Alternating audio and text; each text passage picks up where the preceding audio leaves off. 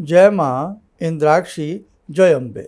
इंद्राक्षी धाम में दर्शकों आप सभी का हम हार्दिक स्वागत करते हैं। आज दशहरा है, विजयदशमी का पर्व है और विजयदशमी पर्व की आप सभी को बहुत बहुत शुभकामनाएं। विजयदशमी जो नाम से ही प्रतीत होता है कि विजय को दिलाने वाली ये दशमी तिथि होती है। और आज दिन में सुबह के समय मान के चले कि 11 बजे से पहले पहले नवमी तिथि रहेगी और फिर दशमी तिथि प्रारंभ हो जाएगी। तो जिन्होंने नवमी में कन्या पूजन करना हो तो आज का समय भी उनके लिए श्रेष्ठ है। और साथ ही दसवीं में हम विशेष प्रकार के कुछ ऐसे उपाय करें जिससे हमारे जीवन के विघ्न दूर हों और हमें भगवान श्री राम की कृपा प्राप्त हो, भगवती जगत जननी विजया और जया की कृपा भी हमें प्राप्त हो। तो आइए पहले आज का हम पंचांग देखें, फिर आगे की चर्चा करते हैं। 12 अक्टूबर सन 2024 दिन शनिवार, संवत 2081, आश्विन मास शुक्ल पक्ष, तिथि आज अभी नौमी है, सुबह के 7:02 हो रहे हैं और 11 बजे के आसपास से तिथि दशमी प्रारंभ हो जाएगी। नक्षत्र श्रवण, राहु काल 9 से 10:30, दिशाशूल पूर्व दिशा। आज दशहरे में जब हम दिन में पूजन करते हैं दशहरे का, कुछ लोग शाम को भी दशहरे का पूजन करते हैं। अपनी अपनी परंपराओं के हिसाब से आप दशहरे का पूजन जरूर करें और उसमें बच्चों की पुस्तकों का पूजन करें, क्योंकि इसमें ब्राह्मण सरस्वती के रूप में विद्या का पूजन करते हैं या विद्या के रूप में सरस्वती का पूजन करते हैं।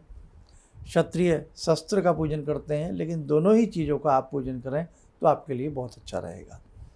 अब इसमें क्या करना होता है, आपको भगवान श्री राम का भी ध्यान करें, भगवान श्री राम का पंचोपचार पूजन कर लें, क्योंकि आज के दिन ही 14 वर्ष वनवास भगवान श्री राम का रहा है और आज के दिन ही रावण का वध राम जी के द्वारा हुआ था। तो हम भी अपने जीवन में एक बुराई को आज के दिन त्यागने का जरूर प्रयास करें। ये विजय तिथि है, विजय प्रदान करने वाली ये तिथि मानी गई है। नाना भांति से राजस्थान में अनेक परंपराओं में घरों में आज गेरू से नाना भांति की भित्तियों के ऊपर, दीवारों के ऊपर चित्र बनाए जाते हैं। स्वास्तिक, मंगल, कलश आदि चित्र बना करके उनको पूजा जाता है, बड़ा अच्छा रहता है। आप किसी मंत्र की साधना लंबे समय से करते आ रहे हों तो आज के ही दिन 11 बजे के बाद, दिन में 11 बजे के बाद, अभी सुबह के 7 बजे हमने आपको बताया ही है, तो 11 बजे के बाद आप अपने उस मंत्र को और चैतन्य बनाने के लिए उसी मंत्र के अंत में स्वाहा जोड़ करके उसका यज्ञ भी कर सकते हैं। नाना भांति के सावर मंत्रों का आज के दिन यज्ञ किया जा सकता है। उनका पहले एक माला जप कर लें, फिर कॉमन सामग्री से उनका यज्ञ कर दें, मंत्र चैतन्य हो जाते हैं।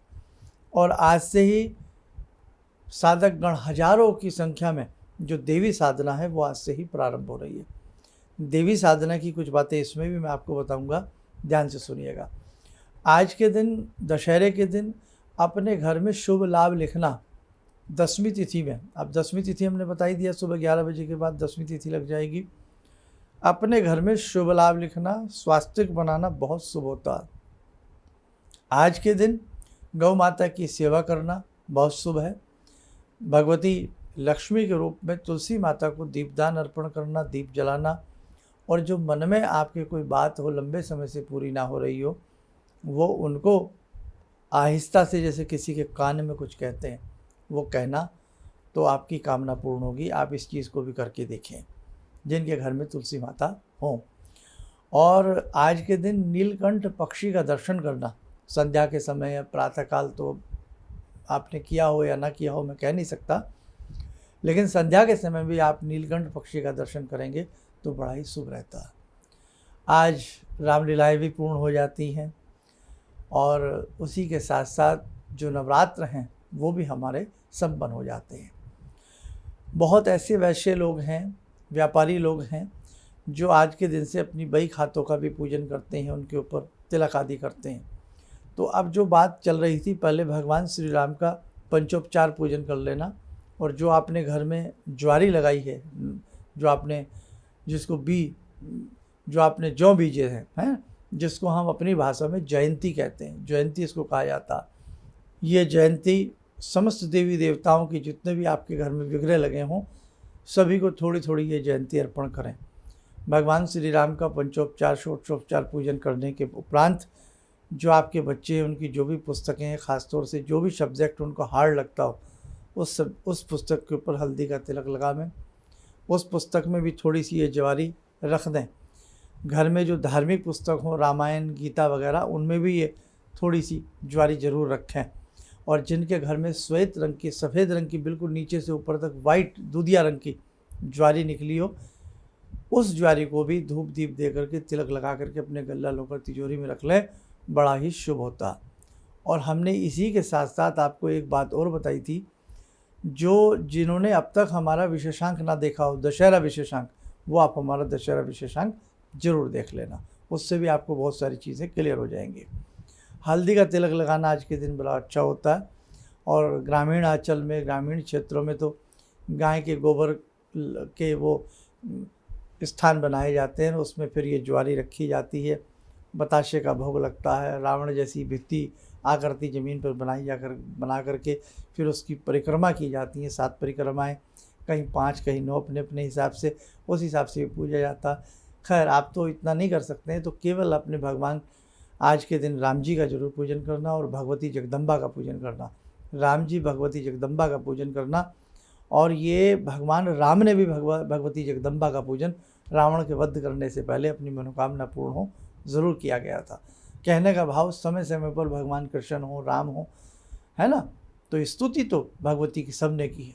तो हम तो एक साधारण से मानव हैं, हम लोग भी यदि जगदम्बा की स्तुति करें, और ख़ास तौर से नवरात्रों में अच्छे से करनी चाहिए। और आज नवरात्रों का भी अंतिम दिन हो गया, क्योंकि 9वीं 10वीं तिथियाँ आज इकट्ठी हैं, तो भगवती और भगवान श्री राम का जरूर वो करना। आसपास कोई देवालय हो, मंदिर हो, देसी घी का दीप जला करके आना। भगवान राम, हनुमान जी की वहाँ पर कोई फ़ोटो मूर्ति हो तो उनको भी थोड़ी थोड़ी ज्वारी वहाँ जा करके, यही जो जयंती है, अर्पण करना। दूध जैसी सफ़ेद जयंती निकली हो तो उसका भी हमने आपको बता ही दिया है। ठीक है। हल्दी का तिलक सभी बच्चों को लगाना। और अगर आपके यहाँ रावण, मेघनाथ, कुंभकर्ण आदि के पुतले जलाए जाते हों, फूके जाते हों, तो अपने परिवार के संग, बच्चों के संग उनको उस झांकी को दिखाने का प्रयास करना। लेकिन अब वो पहले दिनों जैसी मिठास तो नहीं है कि पिता के कंधे पर बालक बैठे और वो सारी चीज़ें देखना, वो सब चीज़ें बहुत दूर चली गई हैं, है ना। लेकिन फिर भी जितना जिससे बन सके उतना उस हिसाब से करने का आप लोग प्रयास करना। आज से साधना प्रारंभ है। 11 बजे के बाद आप अपनी साधना का एक समय आज का कर सकते हैं। और जिनसे वो संस्कृत के नाम ना पढ़े जा रहे हों तो बिल्कुल बेटा मन मत दुखाना। आपको हमने हिंदी में भी साधना विधि नंबर 2 बताई है, साधना विधि नंबर 2 कर लेना। और एक हमने वीडियो बना दी थी कि जिसमें आचार्य ब्राह्मणों के द्वारा हमने वो भगवती के 1008 नाम बुलवाए हैं। तो वो 1008 नाम, वहाँ से भी आप एक एक नाम को उंगली रखते चलना या बोलते चलना उन ब्राह्मणों के साथ, तो आपको 1-2 दिन में प्रैक्टिस हो जाएगी। तो आपने हमारा, यदि किसी ने वो वीडियो ना देखा हो तो आप लोग उस वीडियो को ज़रूर देख लें। ठीक है। चलो आइए, समय हो चला भगवान श्री राम से जुड़ने का। आइए भगवान श्री राम की उपासना करें। ॐ रामो राजमणि सदा विजयते, रामं रमे संभजे, रामेण विहता निशाचरचमू, रामाय तस्मै नमः। रामानास्ति परायणं परतरं, रामस्य दासोऽम्यहम्। रामे चित्तलया सदा भवतु मे, भो राम मामुद्धर। राम रामेति रामेति, रमे रामे मनोरमे, सहस्रनाम तत्तुल्यं, राम नाम वरानने। आदो राम तपोवनं दिगमनं, हत्वा मृगं काञ्चनं, वैदेहीहरणं जटायुमरणं, सुग्रीवसंवासनं, बाले निग्रहणं समुद्रतरणं, लङ्कापुरी दाहनं, पश्चात् रावणकुम्भकर्णहननम्, एतद्धि रामायणम्। एतद्धि रामायणम्। कवच बना लें, ध्यान करें, राम जी का शुभ आशीष, भगवती विजया जया का शुभ आशीष हम सबके ऊपर बरस रहा है।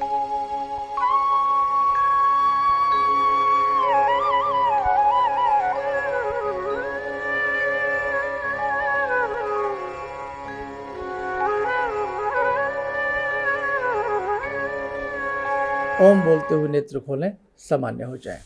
और आज भी परंपराएं हैं हम लोगों के घर में, सबके होता है कि बहन जो होती है या घर की बेटी से करवा लेते हैं, या बहन से कानों के ऊपर ये जो जयंती होती है, ज्वारी होती है, कानों के ऊपर भी रखी जाती है। फिर कुछ उनको प्रेम से भेंट दिया जाता है, तिलक किया जाता है। तो कहने का भाव कि बहुत अच्छे हमारे तीज त्यौहार हैं, अच्छे से मनाइएगा। और बाकी जो आपकी जयंती या जिस मिट्टी में या बालू में आपने वो जयंती बोई हो, वो सारा सामान आज के दिन उठा देना। कलश वगैरह जिन्होंने कल अष्टमी की हो तो कल के दिन उठ जाता है, नहीं तो आज वो कलश वगैरह सारा, कलश का जल सारे घर में छींटे मार देना। जिन्होंने आज नवमी की है सारे घर में कलश के जल के छींटे मार देना गायत्री मंत्र बोलते हुए। बाकी जो जल बचे उसे कहीं गमले वगैरह में, किसी प्लांट वगैरह में दे देना चाहिए।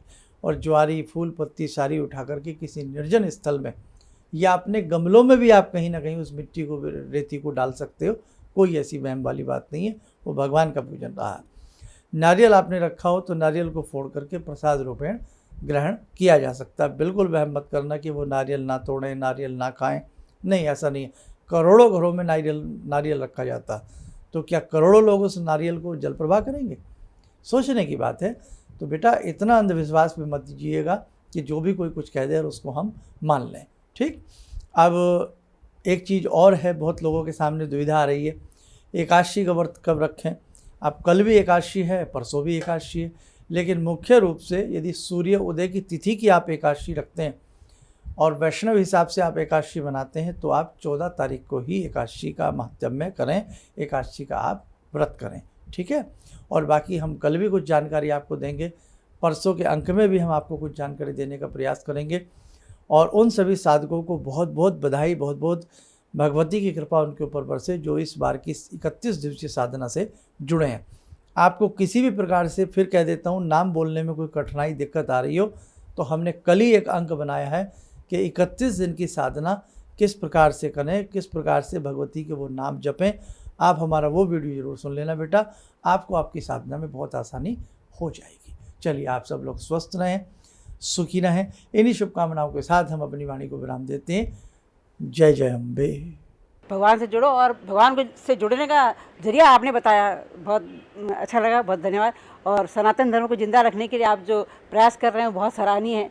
हम लोग को मौका मिला है, हम लोग भाग्यशाली हैं जो आपके करीब आने का हम लोग को मौका मिला है।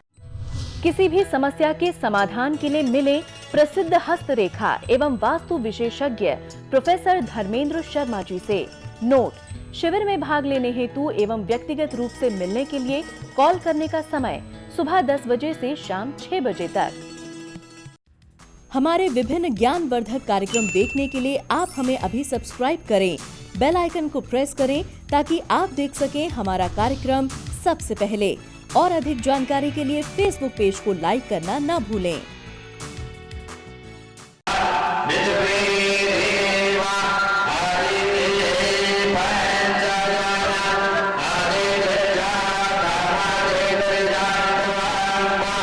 Yeah.